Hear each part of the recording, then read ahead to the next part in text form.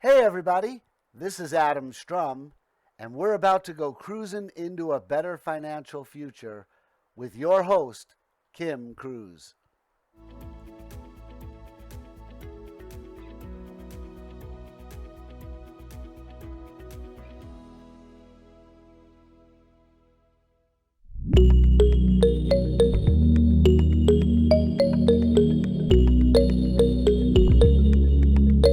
Hey, everybody, it's time to go cruising into a better financial future with your host, Kim Cruz. Thanks, Adam. I am Kim Cruz. I'm a wife, a mom, daughter, sister, friend, entrepreneur, and business owner of Cruz Credit Consulting, but not necessarily in that order. I have over 30 years experience in corporate America and a passion for helping people succeed in all areas of life. And I'm joined by my good friend, Adam Strum, who is the brains behind this production. Adam? That would be me. Oh boy, I got brains. I'm happy. I spent 15 years shackled to corporate America and then 15 years fighting against corporate America. But that's not of any value in anything. I am the co-owner of U.S. Financial Alliance. I own On Target Strategies, a small business consulting firm helping businesses get started and navigate that first year. And I really want to help people to understand that no matter how much or how little you make, there are tricks that you can use to make sure you have a better financial future. I'll pass it back to you, Kim. And together we review our listeners' financial problems and address them with our experience, tips, tricks, and resources of network referrals to help you cruise into a better financial future. And today I am so excited about our guest that we have. Yes. We do have an amazing guest today. It's someone who has a wealth of experience in a lot of different areas of life.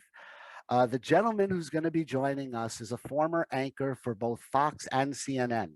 And if you ask him, he'll just tell you it's the same type of job. It's just on opposite ends. So he sits in the middle of life. He views everything as what it is rather than what he's told it is. And that's because he's a journalist at heart. But he decided when he left that realm to take that knowledge of journalism and help small businesses get recognized using the same type of format as when he would report a story. So what he's done is he's created publisher marketing or journalist marketing, where he takes a small business, finds out their story, and makes it a reality, a story that people can relate to so that they want to use that business. So without further ado, let me introduce you to him. He'll explain it even better than I can. Rafer Weigel is our guest today. Hi, Kim. Hi, Yay! Adam. Thank you so much. Adam, that's actually, I've given probably 420 elevator pitches, and that's the best one I've heard.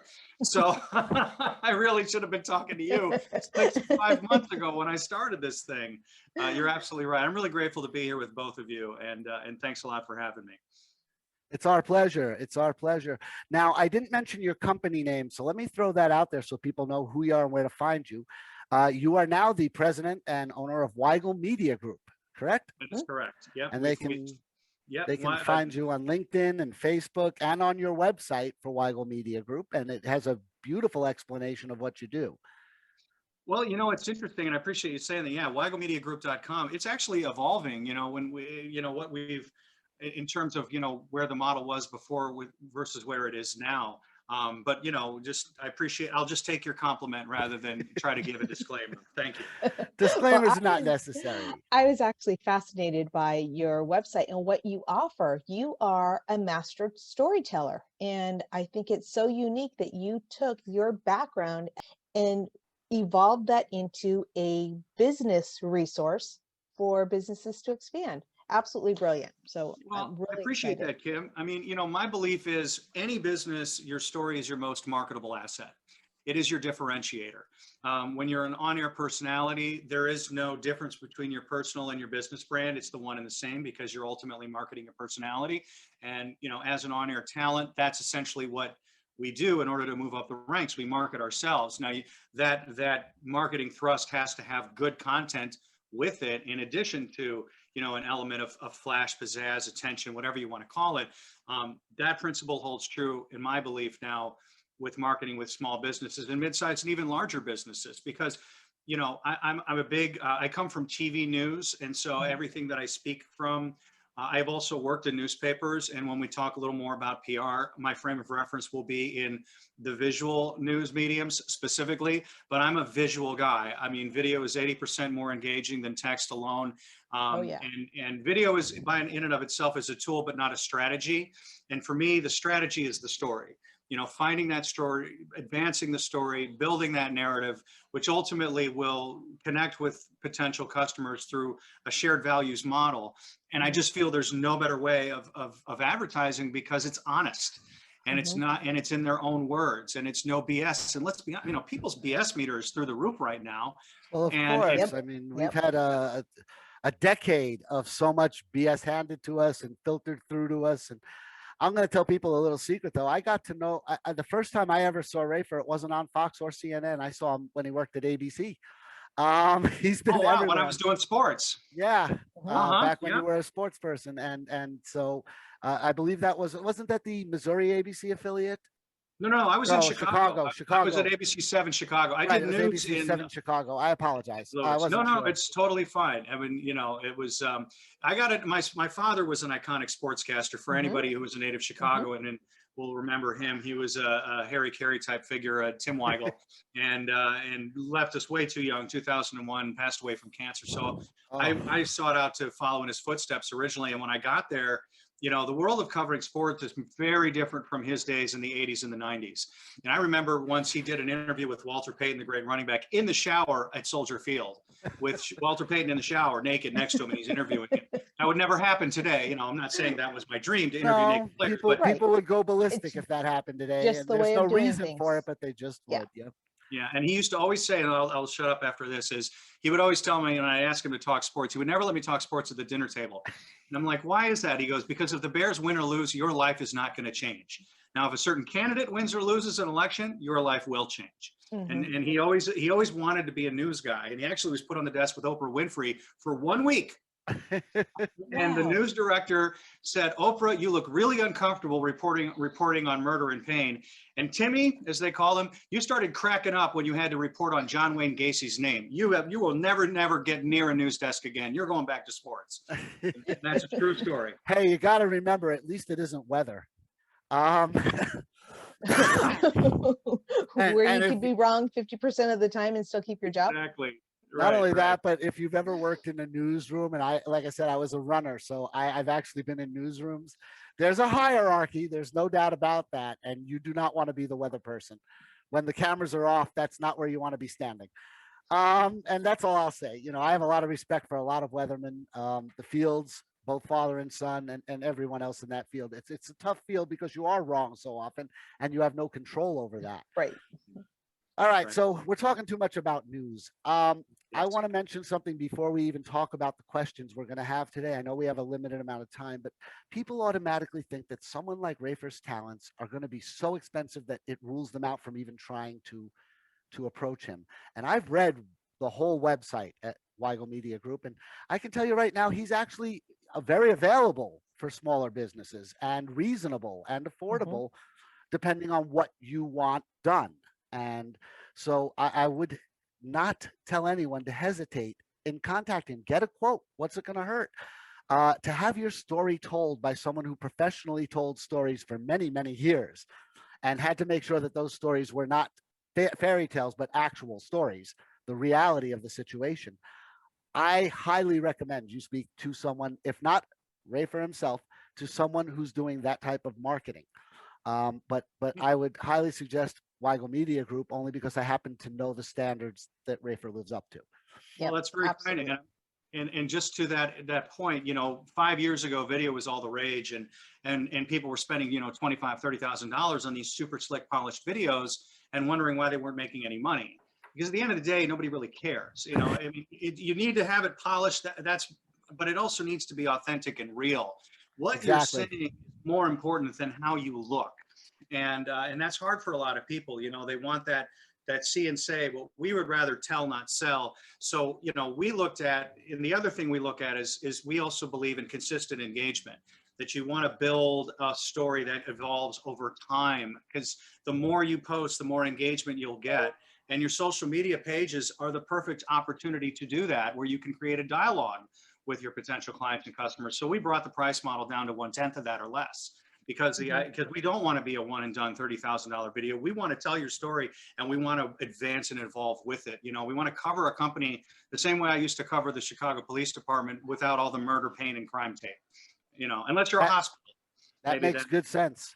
And another thing that really resonated with me on your website as to why you did this is that people may shy away from, well, I have nothing to say, but you truly believe everybody has a story that needs to be told. And you're going to create that story that's going to be appealing for the audience, as well as targeting the right audience as well. So I think that's huge. Everybody's story comes back to their why, and everybody has a why. And if you don't have a why, you shouldn't be in business. And look, there are a million videographers out there. And I do encourage people to use video as a marketing strategy, or marketing method, I should say. But at the end of the day, partner with somebody who has a journalism background, because what we're doing is we're not just, we're consultants. We're going to find what that story is when we go in. And, I'll just give one example. And, one of our clients is a Persian rug store in Evanston, and they wanted to talk about the fact that they had 20% off on Saturdays. And after talking with them, it's like, no, you've been in business for 100 years. Your grandfather emigrated from war-torn Armenia. You're a pillar in this community. You're the most trusted name in a very expensive silo, and you're funny. So let's showcase the fact that you're funny, and that was a huge revenue generator for them. And in fact, we're doing another video for them later this week. Very, What a very perfect cool. example. Yep. And that is a great example, because there's your investigative reporting found all those things out, and then your structuring, which is something you had to do for years, put it together in such a way that it appeals to the public better than any 20-second radio ad could. Yep. I believe so. I do. And it's, and one of the things that I struggle with, because I'm not a salesperson, is I'm a creative, is a lot of the times we are, what I'm communicating to potential clients is the process rather than the result. So what's the deal? You tell the story, then what? Then we post it on LinkedIn. Well, then what happens? Well, people are going to engage. Well, then what happens? Well, if they like it, you got a warm lead. I don't know what to tell you. Well, am I going to make money? You may not. I don't know. It depends how good the story is. We can give case studies of what has happened to other outfits who've, gotten a 1,000% return on their investment, but we don't know what it's going to be. And at the end of the day, when you focus on that story and what your story is, that's going to dictate your marketing strategy on all platforms, not just for video, but for radio, if you go that route, or billboards, or print, or PR. And so it really kind of, I believe it really starts with that. Sure. It's an incredible foundation for all of the above. Yep. All right. So we have some questions here from people who've emailed Kim or I, either to the show or to our respective companies, that fit right into your alley of expertise. And if you don't mind, we're going to run through the top 5 that we picked out and see what your answer to them would be. And if Kim and I agree, or if we don't agree, we'll chime in and let you know. How's that? I look forward to it. Yeah, I don't know. I only know from my very narrow silo. So I would love to hear Kim and your input on this as well, Adam. I'm sure you'll probably provide more value than I will to your viewers. I doubt that highly, but we'll do our best. We have you on because you are an expert in your field, so I doubt that, but we try to add value. We really do. These questions are really good questions too. I mean, Kim and I sit and sift through all the questions to find the ones that we want to answer that answer a broad topic, so that more than one person gets their answer from the one question. So for number 1, for instance, we have Jasmine out in Oregon. And she was asking, because she started a new business. I read her whole email to us, and she wants to know, what are the best types of advertising for a business? Do you want me to go first? Yes, please.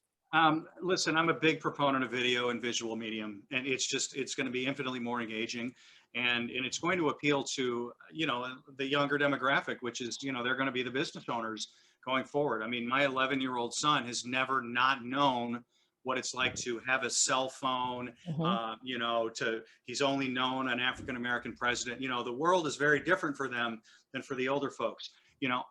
I'm down, and I saw some of your later questions, and I don't want to get ahead of this, but PR is a marketing strategy I have my reservations about, and because I don't like leaving it up to chance. And you were really you're leaving it up to chance when you become at the mercy of media outlets.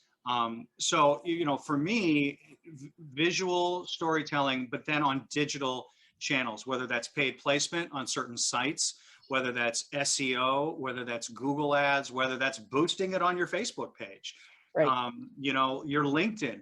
Social media is free, and take advantage of that. I couldn't agree with you more. Yeah, and the more you do, the more people will start to follow you eventually, and build, and now you're building a relationship, a dialogue with them. Now they feel like they really can trust you. That's just my personal taste. Kim, what's yours?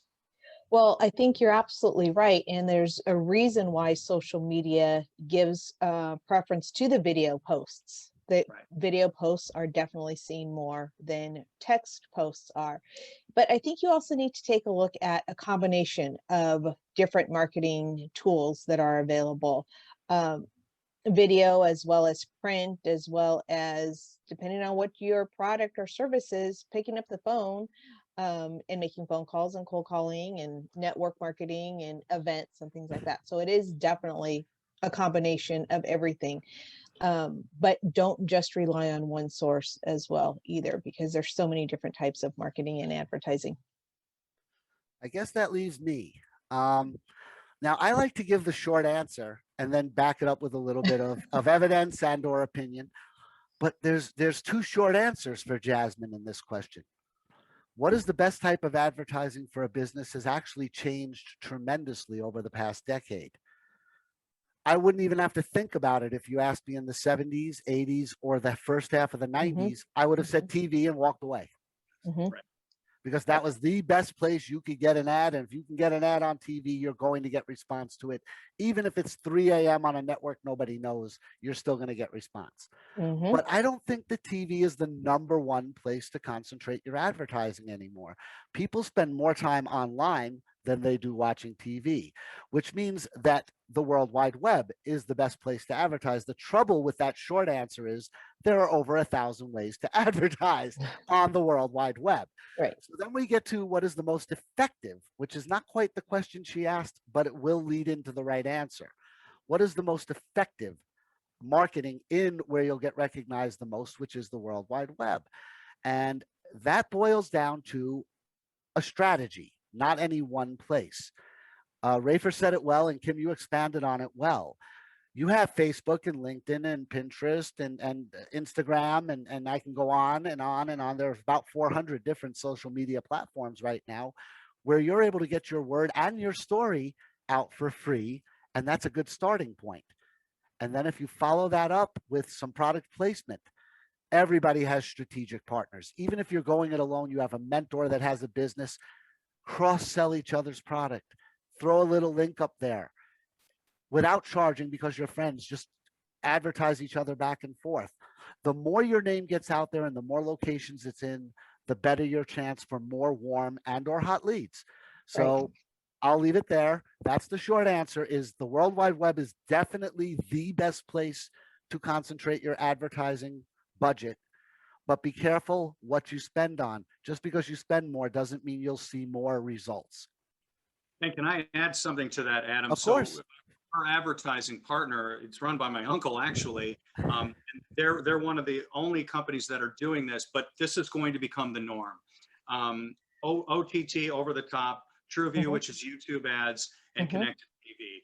And so for one of our clients, they have paid, we did a 30-second commercial for them, documentary style. And so they're paying to reach certain people specifically based on their Google keyword searches and their web browsing habits in geofencing. It's really big brother stuff. And Mm-hmm. so it's like and again, this is going to be the norm. So somebody walks into his competitor's lot or field and does a keyword search that pings the satellite. The thing goes down to their phone. They got an over the top banner that appears on their phone. Then when they go home, the phone talks to the modem. When they go on the computer, then the banner pops up on their computer. They go to YouTube to watch a video. Now they have to watch that for the first 15 seconds as the pre-roll. Then they go Mm-hmm. watch a TV show on connected TV. And it's one of those three commercials that you have to sit through. And it's unstructured versus structured advertising. The Sure. structured advertising is like when you go onto Macy's or whatever, and then you start surfing around, and that same ad keeps popping up to you, even Yeah. though you already bought the thing.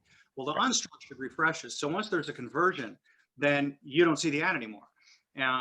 So and so the way that happens, Adam, is a bidding process. It's a bidding process. In order, they're not the only game in town. A lot of other advertising firms are doing this, and so the highest bidder for that particular window, boom, gets the engagement. So I think that's a really good way to go, also going Right. forward. And so Mhm. people understand that that method is called retargeting. And there are a lot of strategic companies that do that. Amazon basically got the ball rolling on the whole idea of retargeting, and now it's become an industry all unto itself. So I know that because USFA does have a marketing program, an all-in-one inclusive marketing platform, and so I do work in the industry a lot. And retargeting is a huge part of your marketing dollars. And people need to understand that marketing and advertising are two different things. They work Mhm. together, but they're not the same thing. Right. Yep. All right, Kim, I actually, for some reason, just lost the list of questions. So I'm going to let you ask question 2 and hope that I'll be back for question 3. All right. We heard from Peter in Texas, and Peter wants to know if press releases are more effective than commercials for advertising. What's your thought on that, Rafer? Oh, you muted. Somehow you got muted. Oh, There I you got go. muted because my stepson's playing Fortnite on the wall behind me here, and I didn't. For me, it's a hard no. I mean, again, when I was working in TV news, we'd have 2 reporters to cover the entire region of Chicago. There's no room outside of weather and crime when that's Hmm. and the media is dealing with a resources crisis right now that's only been accelerated by COVID. From 2009 to 2019, there's a true stat: 50% of all newsroom jobs were lost in North America, eliminated completely, and that was before the COVID pandemic. Hmm. So. I also don't like it when you are at the mercy of a news outlet's reporting acumen and skills. I feel like the industry is getting younger and younger as they lose revenue, but it's an ego boost for a lot of people. So yes, CNBC covered my business. To me, that's like, oh wow, that's cool. We got, that's the feather in their cap. But at the end of the day, what are you going to do with that? You're going to take it and you're going to put it on your website anyway. It's going to become a part of your marketing strategy. So for me, my money, I would lean away from the PR model and more towards the commercials model. What are your thoughts? I actually agree with you on that. That's definitely going to be seen more. And like you said, the commercials and advertising right now in the news, it's either weather, breaking news, and major crimes. Like you said, that's all that you see on the news. And that's why so many more people are going away from watching the news. Somebody made a post on Facebook that they haven't watched TV in 7 years. So, like Adam alluded to, also, you're losing the audience on when you concentrate on just TV because that audience is getting smaller and smaller. Well, not Yeah. only that, I'll chime in with my 3 cents. My 3 cents says that almost every platform that people get their TV from now, other than direct cable, you pay a little extra not to see the commercials because they're just become infuriating to most people. They're Yep. ignored. They're not watched the way they used to be. Mm-hmm. And so you have to look for other ways to inject your campaign into people's lives that aren't on digital media and drowning out whatever they're there for. Because people see the commercial or the 30-second YouTube break or any of those as a chance to go to the bathroom, go grab a snack, and not even watch it. It just gives them the opportunity to look away. And that's when you want them looking at more than away at all times. So yeah, commercials are on their way out. Infomercials are actually growing. Mm-hmm. They get more attention than commercials do. When you start off saying you have information about a product or a service, you tend to get more attention than just talking about the product or the service. People always want more information. And so infomercials, but short ones. We all grew up in the age of the 30-minute and 1 hour infomercial. Infomercials are now 4 to 5 minutes. And in fact, some TV shows run one whole infomercial as their commercial break. Mm-hmm. So, Exactly. Yep.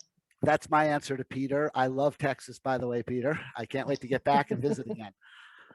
All right, so I've got the next question. I managed to recuperate. Okay. The satellites were friendly to me, so I can talk about Gloria out in North Carolina, who is touching on exactly what we've been talking about, Yep. asking what's more effective, a TV ad or using the same funds to do a wide range of marketing. Well, Uh, yeah, I right. mean, I'm going to say the wide range of marketing, Adam, for all the reasons you've already said.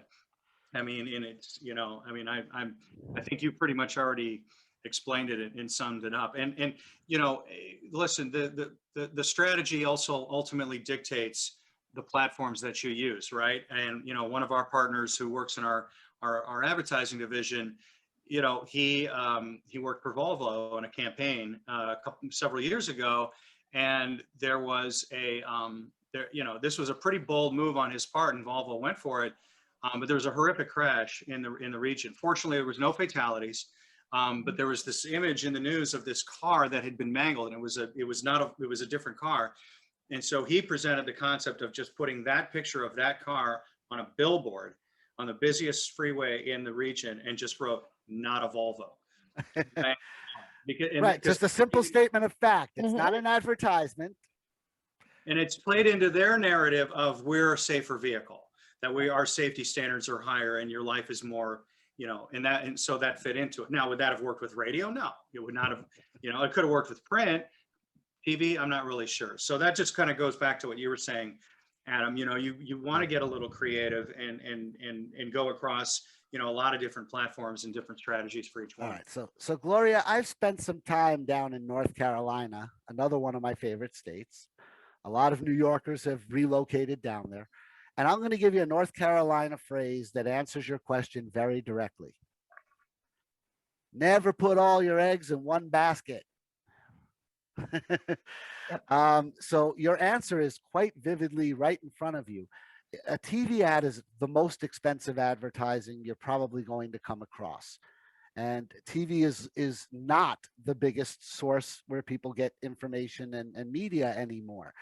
And yet their prices have not come down to reflect that. They've actually gone up.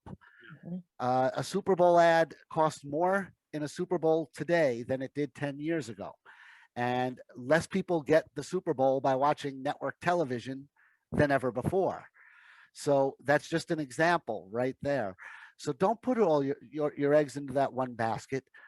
If you have $10,000 that you're going to be spending on a TV ad to be placed in a relatively visible spot, and it's a 15-second ad because you're not going to get more than that for 10 grand.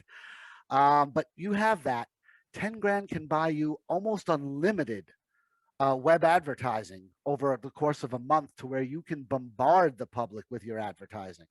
And so definitely better spent in online ads, but in the right placement. And I would suggest you have somebody, Rafer, myself, Kim, other people who understand how internet advertising works. Use a couple of $100 to pay the fee, but have somebody guide you through where the most effective points in the internet advertising game are, whether it's Facebook ads, Google pay-per-click ads. There's hundreds of different possibilities here. I got tongue-tied for the first time in weeks. There are hundreds of different possibilities. And in doing so, you want the biggest return that your money can give you. We've talked about ROI on every business owner lives by ROI. I'm spending $1. What am I getting for that dollar? You don't spend $1 without knowing what your ROI is going to be.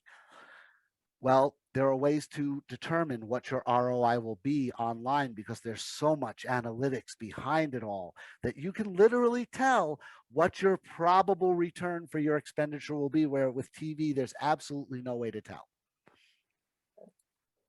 Nielsen ratings are not as effective. Is the rating share. I mean, if they get a 10 rating share, well, you don't know if those are, 4-year-olds or 104-year-olds. I mean, right. And even when they break it down, Nielsen can break it down for you a little bit, but even when they break it down, you're not sure how much they're really paying attention, or is the TV just running in the background, or you don't know who's actually sitting there and watching your ad. But when you have targeted advertising online, You know your ad's being seen. It may not be watched in its entirety. They may press that skip ad button or whatever, but you know they at least see your name, which is how you start most advertising, is by branding first, and then you get into whatever you do, and then you brand again at the end. It's the old tell them you're going to tell them, tell them that you've told them story. And I know you know that one really, really well because every reporter ever has followed that same algorithm. Um, but yeah, that's my answer to Gloria is never put all your eggs in one basket. Even astronauts don't put all their eggs in one basket, and they only have one way out. Yep, absolutely. And I agree with both of you. Like we've talked about in a couple of previous questions, depending on what your product or service is, make sure you're taking advantage of a multiple marketing strategy, marketing tools. Use a little bit of this, a little bit of that, find out where it works best, and constantly be changing your marketing strategy as well. Because when you find something that works, you want to expand on that and maybe not put so much into what didn't work as well. And like you said, you don't know who your audience is when you are on TV commercials. And oftentimes those channels are being changed during the commercial to see something else and then going back to the main event. So totally agree Exactly. with both of you. Kim, I'm going Yep. to ask for a favor here because it seems Yes. that we keep repeating ourselves because these questions are all tailored to the same direction. But I'd like you to skip to 5 instead of asking 4 because I think we've already answered Jeremy's question in I Nebraska. would agree. I would totally agree with that. So the last question we have is, what is the absolute best way to gain recognition for my company? Now, that's a good question. Why don't you Yep. go first, Adam? I feel like I'm always going first, and you seem All like you're right. smarter than I am. The best way to gain recognition for your company is this. And now I'm going to go a little out on a limb here. Okay. And I'm going to remind everybody that when you're a business, any publicity is good publicity. Your Mhm. name needs to spread, whether it's for famous reasons or infamous reasons, really doesn't matter.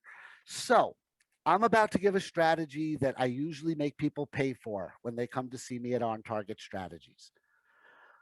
Whatever it is you do, whether it's a service or a product, on Facebook, you're going to find groups that relate to your product or service. On LinkedIn, you're going to find groups that relate to your product or service. On Instagram, you're going to find groups that relate to your product. You see a theme, I'm sure, rolling here. Join every single one of those groups that will have you. Mm-hmm. Comment on those groups all the time. Most of them won't allow you to sell your product or service within the group, but that doesn't mean you can't be their most prolific commenter. Get your name recognized. Once your name is recognized, set your personal Facebook page up with a banner that shows your company. So this way, when they come to see who is this person who comments on every single post, they immediately get hit with your company name right there in front of them when they go to look at who you are. You have now created what we call a funnel. It's a small funnel, but it's a funnel. You're funneling people out of the group to come see who you are because you make these comments constantly. And be outrageous with your comments as long as you're not offensive with your comments, but get recognized as a person. And then you become a person, and then you become a business again when they funnel into your Facebook page, your Instagram page. So this is a strategy at On Target Strategies for new businesses to get noticed. Get in these groups, spend a couple of days each week. You're new, you're not concentrating on other things, concentrate on branding. Get on there and comment. Somebody says something, you have a witty comeback, post your witty comeback. Get recognized. Become a person from a business. So you start as a business, entering the group. Now you're a person. You send them to your page, and you're a business again. It's a simple transition back and forth, but it will get you recognized and it will get people seeing you as a business. That's my answer. I'll pass the ball back to you, Rafer. No, Kim, you go ahead. I want to hear what you have to say. Well, I think, like Adam said, you do have to you have to get your name out there as well. And what I tell my clients is, and then some of the people that I've worked with, is you need to become an expert in your field. And you're not always selling. You're giving information. You're giving valuable information. One of the things that I do is I offer a credit repair service. I don't always go out and ask people, what's your credit score? I can help you. What's your credit score? I can help you. That's too much of a sales push. I would rather tell people, did you know that 82% of credit reports have errors on them? And that's going to pique somebody's interest to say, oh, wow, I didn't know that. But they're going to look at me as the expert to say, oh, she knows her stuff. She knows what's going on. So it's definitely what Adam said, getting yourself out there, introducing yourself as an expert. Let them know who you are, not necessarily just your company, but you as well. So I think that is a very big benefit of doing things that way. Yeah, you're both talking about, breaking through the noise, and it's not an easy thing to do. You're not going to just hit a sledgehammer and break through. It's a drip, drip, drip, drip, drip, and that's what I try to consult our clients on doing. And what you're talking about, Adam, is creating and building that dialogue, and that is going to ultimately build trust. And what you're talking about, Kim, by giving a value add, then they trust you, and that's the name of the game. What we do are vehicles that build trust, but that's not the only way to do it. There's a lot of different ways you can do it, right? This is Write just a book. Write a book. But I go back to, and again, and I know I'm self-centered because I'm former talent, so of course it comes by me honestly.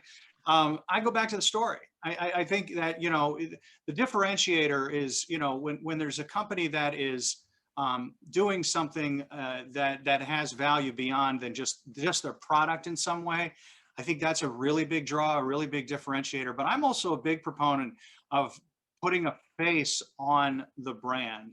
I think those brands that you can identify with on a human level are the ones that are more successful, and getting from that shared values thing. Like Elon Musk, for instance, has 40 times as many followers as Tesla does, right? I mean, right. Sir Richard Branson, God bless him. I don't even know what he does anymore, but I know who he is. Just classify it as everything when it comes to Branson, because I don't think there's anything he doesn't do. But it's like now, but now that's kind of that, we're in that reality star kind of mindset now, where if you really want your company to stand out, put a face on it, and if it's your face, make it your face. But what you're talking about, Adam, is putting a face on it. You're creating that dialogue. Granted, the CEO doesn't have time to do all of that. You need to hire somebody to maybe do that or outsource it. There's a lot of social media companies out there that you can outsource it to. But that it's all in the name of building that dialogue, in my opinion. Right. I want people to be real. Yeah. Because when you're real, people respect your company more. When you're not real, and by not real, I don't mean you're lying to people, but I mean you're hiding behind a product or service that you're selling rather than being people. Mitt Romney was not wrong, and this is not political. Corporations are made of people. Right. They are not people. Corporations are not people, they're corporations, but they are made of people. When corporations do well, people benefit. When corporations do badly, some people benefit and some people don't. It's not a political statement by any means, but the fact is that Amazon is one of the largest employers in America right now. And although, there are lots of arguments as to whether they should pay more or less, and all these political arguments back and forth on restrictions and limits, and that none of that matters to Amazon right now. Their brand has become so strong, it's unstoppable at this point in time. Now, that won't last forever. It never lasts forever. We've had companies that way in the past. We'll have companies like that in the future. They just happen to be the first to fill a need that we all had that the internet was missing, which is a single platform to get everything you need shipped to you pretty much instantly these days. It was there. That need was there. That need was going to be filled, and it was filled. And their advertising is actually pretty simplistic when you go and look at it. Their advertising is done more because of the need of their service than it is to really push their true advertising out there. You don't, because Amazon is not one product, it's 100 products. So they really couldn't pick a product and advertise a product. I hear Rafer nodding. I can see it too. There are companies like that all over the place, but they're real. We all know who Jeff Bezos is. Well, not only that, but you know the story behind him. And that's exactly what Rafer does to take somebody's Bingo. business to another level when you talk about Amazon and it starting where? In his garage. You know that story behind him. FedEx, the owner of FedEx presented his story or presented his business plan in college and failed. You know that story. UPS, they started out as two guys riding bicycles. Cruise Credit Consulting started out because I was a 30-year runaway from corporate America and I have a passion for helping people. When you know the story behind it, it elevates your business to a whole other level. And that's what you're providing, Rafer. Well, thank you. And it goes back. I mean, you guys are, you're not old enough, Kim, but Adam and I are to I remember. probably am. I probably am. Let's Kim go just back turned 19. What are you kidding me?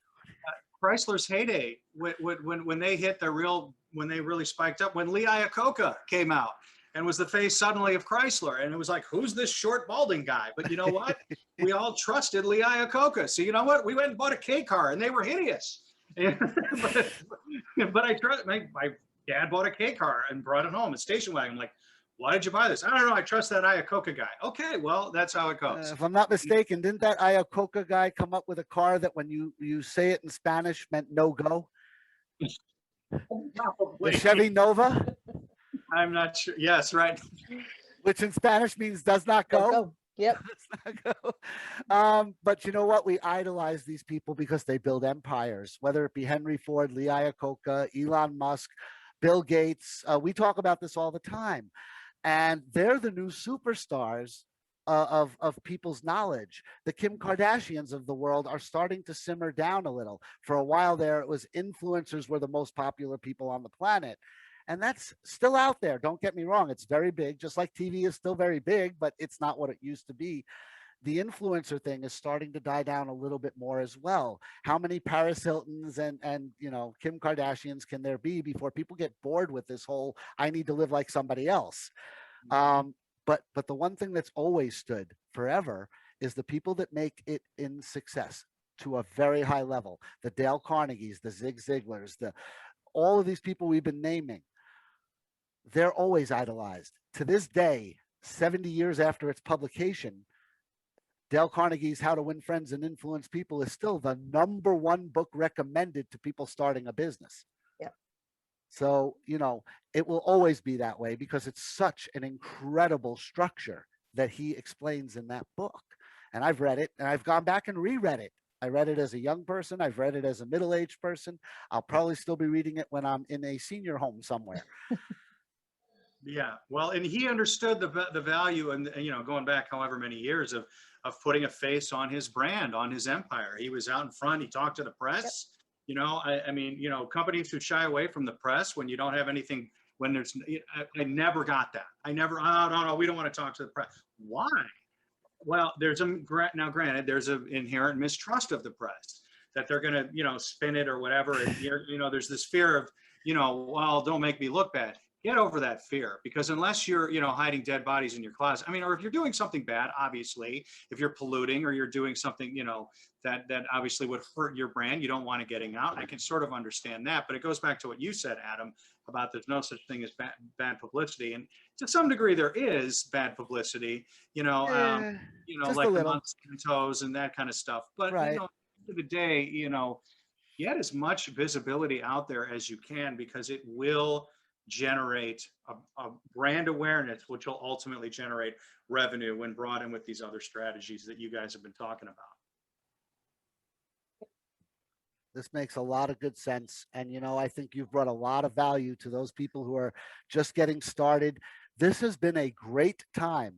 People would think it's the worst time. No, it's been a great time to go start a new business because costs are incredibly low to get started right now due to the pandemic and due to so many businesses having to have downsized and or closed or failed or whatever the case. This exposed businesses that weren't able to structure themselves properly to the point where hundreds of thousands of businesses have closed their doors over the past year. But that leaves an opening for hundreds of thousands of businesses to take their place. See, that's what's great about the economics of the United States. I rail against capitalism every week. Well, guess what? This is one of the good parts of capitalism, is the fact that like skin, it repairs itself and it rebuilds itself, and new growth and new empires come into play. Nobody would have thought that the telephone company back in the 70s would eventually control 90% of the media that we all see. But today, if you don't have one of these little devices, you probably can't even get a job. So, it's just amazing what rises, what falls, and what replaces it. And everyone should look forward to this. Kim and I highly recommend constantly that everybody get themselves a little side hustle. Spend 2 hours a week at the beginning, Mhm. build it, watch it grow, just like your child. Seriously, watch it grow from 2 hours to 4 hours. And then all of a sudden, you have your first couple of customers, and they tell two friends. And we have the Breck commercial all over again. And they tell two friends, and so on and so on. And That's a before you, deep pull, Adam. I remember that commercial, but that was a deep pull there. I like that. okay, I try. I come up with No, one that every was now good. and then. But the truth is that little tiny side hustle can become anything. DoorDash drivers get into some network marketing. You know why? You meet people all day long delivering their food. You network better than anyone. You Yep. never know who you're going to meet. Yep. Mhm. People in Manhattan have ended up delivering lunch, figuring it's just another delivery. And there's Bill Gates sitting there to receive that lunch because he attends tons of meetings in New York City. So Mhm. you never know who you're going to meet delivering food to literally you don't know. So, find that little network marketing niche, glitch, whatever you want to call it. Get into that little side hustle for a couple of hours a week. Consider it a donation towards your future. Because if you continue just working for somebody else, you'll never feel as fulfilled as you will if you have something that has your name on it, something that you built. Jeff Bezos set out to build Amazon to be the best bookseller there was. That was it. That was his pinnacle of success, was if he could put Barnes and Noble out of business. That's all he wanted to do. And now he has the most successful company in 27 different industries.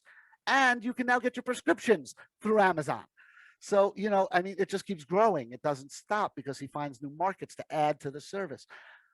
But he just wanted to be a simple bookseller. It's just that his platform was so good and worked so well that they were able to just keep building on it. But it wasn't a big dream at first. It was a small dream that became a big reality. And that can happen for anyone. And as I said at the beginning, and another plug, shameless, for Rafer, is that's exactly what that storytelling marketing can do for you, is tell the story of where you came from. People forget that that was Bezos's dream, was just to be the best online bookseller there could be.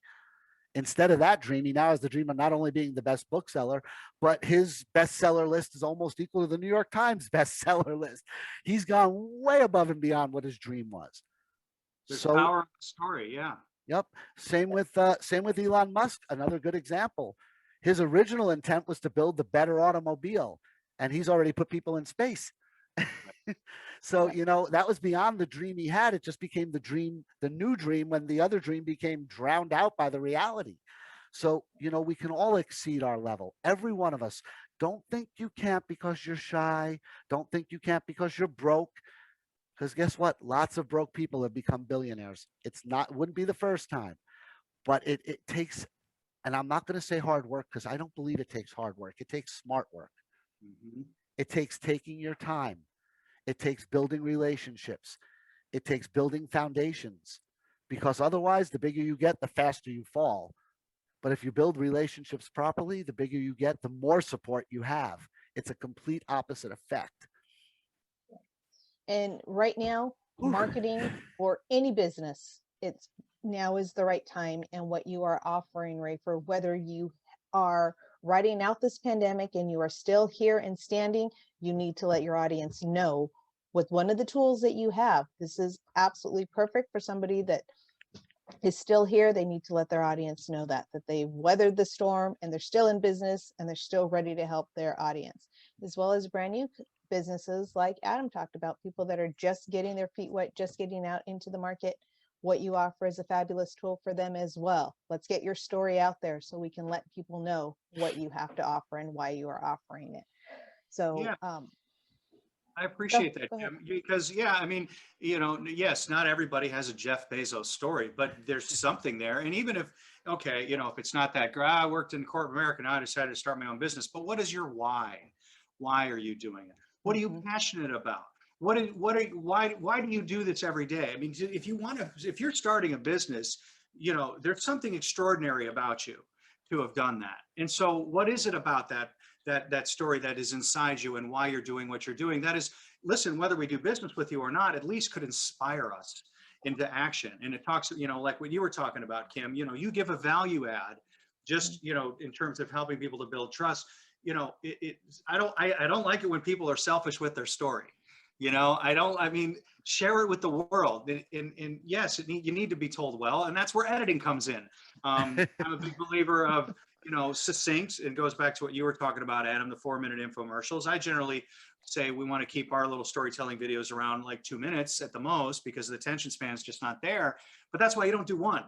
And there's so many, and I want your perspective not only on this, but using Kim as an example, we're going to talk about credit, but I also want to talk about investing, and I also want to talk about this, and I also want to talk. And the more you share, and the more you give your viewpoint, the more people bond with you, the more they get to know you. It doesn't happen in one cocktail conversation, right? It doesn't. Right. I mean, it's like the political candidate.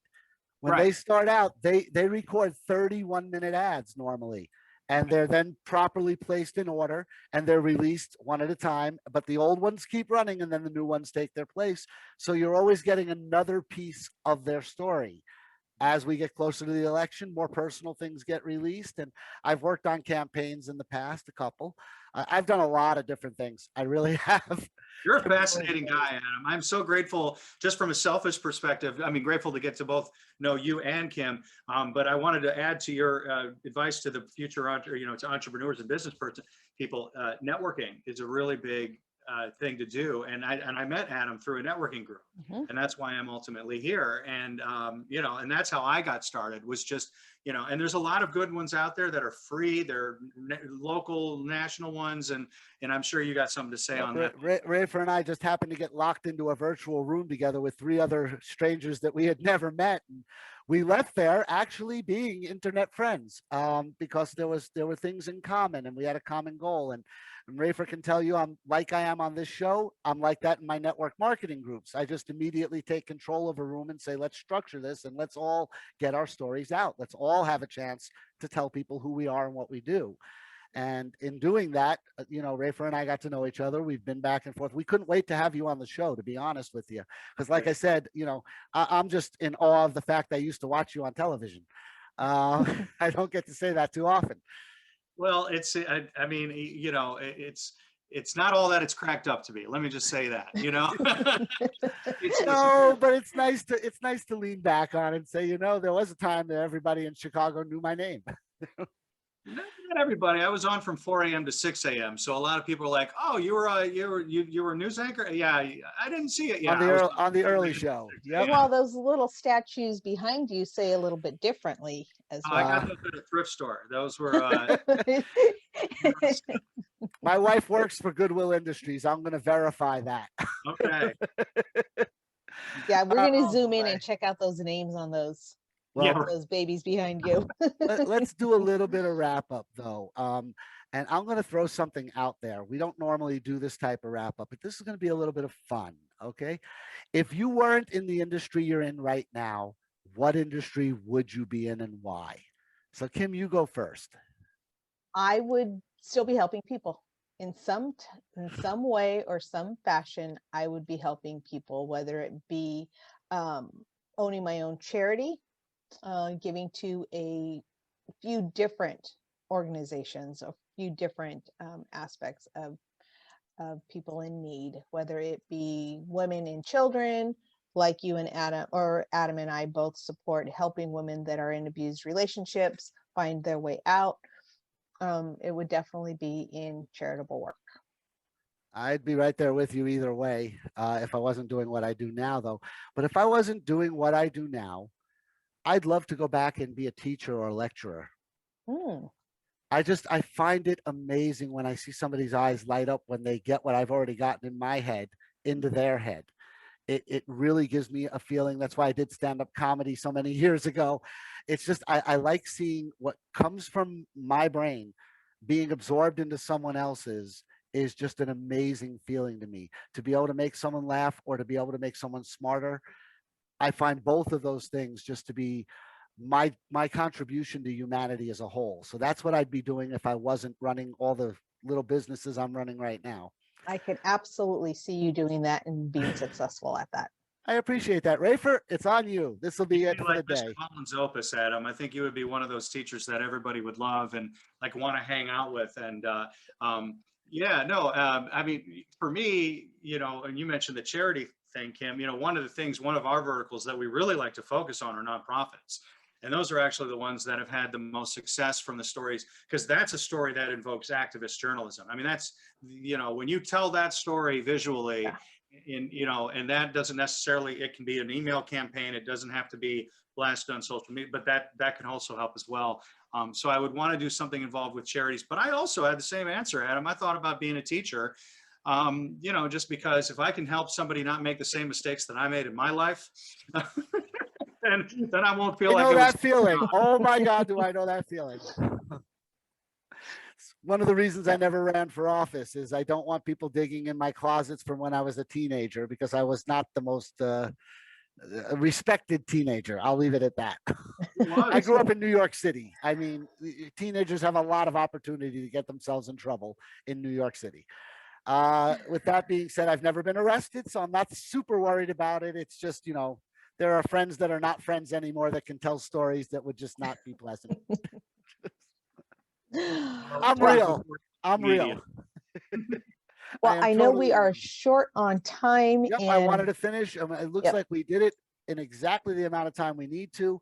I'm going to give Rafer one more chance just to tell everyone where they can find you, the name of the company again, make sure that they know who you are and where they can get to you.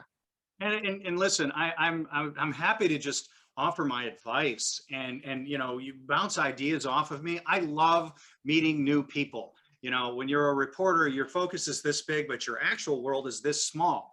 And what's so great about being a business owner is now getting more people in my inner circle like Kim and like Adam. Email me at info@weigelmediagroup.com, which is Weigel Media Group.com. And I'm also on LinkedIn, Rafer Weigel, Rafer Weigel. I'm always responding. Anybody sends me a message on LinkedIn, I always respond.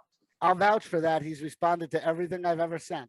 I'll make sure that your info is also in the Yep. description box under this video when it publishes. Thank you. And that being said, we're going to wish everybody a great week. But Kim, there's a secret I need you to tell everybody. Yes. Yeah, I need you to tell them how to get their questions to us. We have a really super, super easy way to get in touch with me or Adam with any of Smoke your signals. questions. No, I'm only kidding. Just send us an email. We'd love to hear from you. Send us an email to questions@cruisinintobetterfinancialfuture. And that's cruisin, CRUZIN, into a better financial future. And we'll be sure to cover that in one of our next episodes. With Very that, happily. In addition to that, you can find my info and my company info, Kim's info, her company info, and Rafer's info and his company info in that description box, which I believe is right below there. there you go. Okay. Right there. So that being said, we're going to wish everybody a great week. And until next week, well, not next week, we have a second guest this week who Rafer's met also online. Ken Newman will be joining us in 2 days. Yep. Yep. So we have him coming on to talk about the other side of marketing, trade show marketing, basically. This is our marketing week specialty.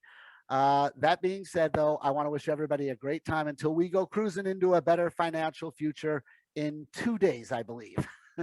Thanks, everyone. Rafer, thank you. Yes, Rafer, thank you for being our guest today. Thank you.